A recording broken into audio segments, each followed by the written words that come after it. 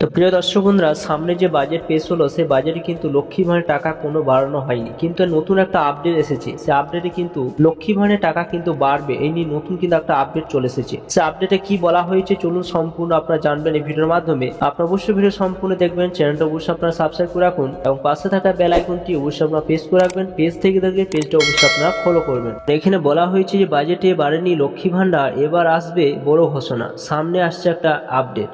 তো আপডেটটা কি এসেছে, বলা হয়েছে যে বাজেট নিয়ে বহু প্রত্যাশা ছিল সাধারণ মানুষের। বাজেটে লক্ষ্মী ভাণ্ডার অনুদান বাড়ানো হবে বলে জোর জল্পনা চলছিল, তবে সেই রকম কিছুই হয়নি। 26শে বিধানসভা নির্বাচন আগে তৃতীয় মমতা সরকারের শেষ পূর্ণাঙ্গ বাজেটে লক্ষ্মী ভাণ্ডার নিয়ে কোনো সুখবর না আসায় অবাক হয়েছেন অনেকে।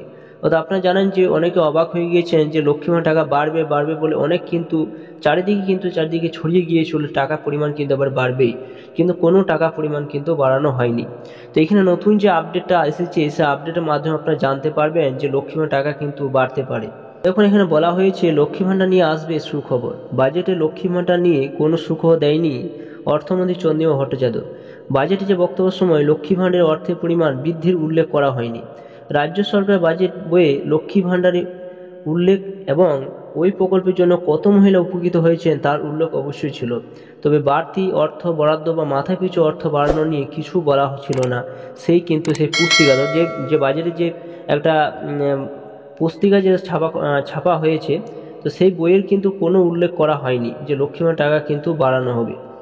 এখানে দেখুন এটা বলা হয়েছে যে রাজনৈতিক বিশেষজ্ঞদের একাংশের মতে যে বিধানসভা ভোটের আগে বাড়ানো হবে লক্ষ্মী ভাণ্ডার। ভোটের 6 মাস আগে মুখ্যমন্ত্রী নিজেই লক্ষ্মী ভাণ্ডার নিয়ে বড় ঘোষণা করতে পারেন বলে ধারণা প্রশাসনিক মহলে। আবার আলাদা করে লক্ষ্মী ভাণ্ডার মাথাপিছু অর্থের পরিমাণ বাড়ানো হতে পারে বলে মনে করা হচ্ছে। এখানে দেখুন যে 6 মাস আগেই কিন্তু লক্ষ্মী ভাণ্ডার টাকার পরিমাণ কিন্তু বাড়তে পারে। অনেক কিন্তু রাজনৈতিক যে বিশেষজ্ঞ যারা রয়েছেন তার একাংশে কিন্তু এটা অনুমান করছেন। তো বাজেট পুস্তিকায় লক্ষ্মী ভাণ্ডার প্রকল্পের উল্লেখ করে লেখা হয়েছে যে নারী ক্ষমতায়ন বৃদ্ধির উদ্দেশ্যে রাজ্য সরকার একগুচ্ছ জননী ভিত্তিক প্রকল্প রূপায়িত করেছে। এর মধ্যে লক্ষ্মী ভাণ্ডার, কন্যাশ্রী প্রকল্প, রূপশ্রী প্রকল্প ইত্যাদি অন্যতম উল্লেখযোগ্য। এই প্রকল্পগুলি রাজ্য নারীদের জীবনের বিভিন্ন পর্বকে গভীরভাবে ছুঁয়ে আছে। তো দেখতে পাচ্ছেন যে বাজেটে কিন্তু একটা পুস্তিকায় কিন্তু এটা কিন্তু উল্লেখ আছে, যেখানে বলা হয়েছে যে নারীর ক্ষমতায়ন বৃদ্ধির উদ্দেশ্যে রাজ্য সরকার একগুচ্ছ জননী ভিত্তিক যেটা একটা প্রকল্পকে রূপায়িত করেছে। এর মধ্যে রয়েছে লক্ষ্মী ভাণ্ডার, কন্যাশ্রী প্রকল্প, রূপশ্রী প্রকল্প ইত্যাদি অন্যতম উল্লেখযোগ্য। এই প্রকল্পগুলো রাজ্য নারীদের জীবনে বিভিন্ন পর্বকে গভীরভাবে ছুঁয়ে আছে, যে পুস্তিকাতে কিন্তু উল্লেখ করেছে বাজেটে। তাই অনেক বিশেষজ্ঞদের অনুমান করছেন যে লক্ষ্মী ভাণ্ডার টাকা কিন্তু এই ভোটের যখন দেখবেন 6 মাস রয়েছে তখন কিন্তু টাকার পরিমাণ কিন্তু বাড়তে পারে।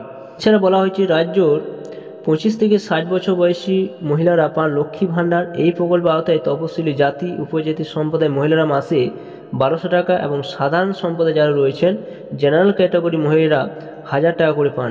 বাজেটে লক্ষ্মী ভাণ্ডারে অনুদান না বাড়লেও খুব শীঘ্রই এই নিয়ে সুখবর আসতে চলেছে বলে মনে করা হচ্ছে। তো আপনারা জানতেই পারছেন যে বাজেটে কিন্তু টাকার পরিমাণ কোনো বরাদ্দ করা হয়নি, কিন্তু এখানে রাজনৈতিক যে সমস্ত বিশেষজ্ঞরা রয়েছেন তারা কিন্তু অনুমান করছেন যে ভোটের 6 মাস মধ্যে কিন্তু লক্ষ্মী ভাণ্ডার টাকার পরিমাণ কিন্তু বাড়তে চলেছে।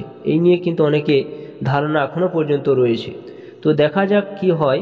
তা আপনারা অবশ্যই ভিডিও সম্পূর্ণ দেখলেন, চ্যানেলটা অবশ্যই সাবস্ক্রাইব করে রাখুন, পাশে থাকা বেল আইকনটি অবশ্যই আপনারা প্রেস করে রাখবেন।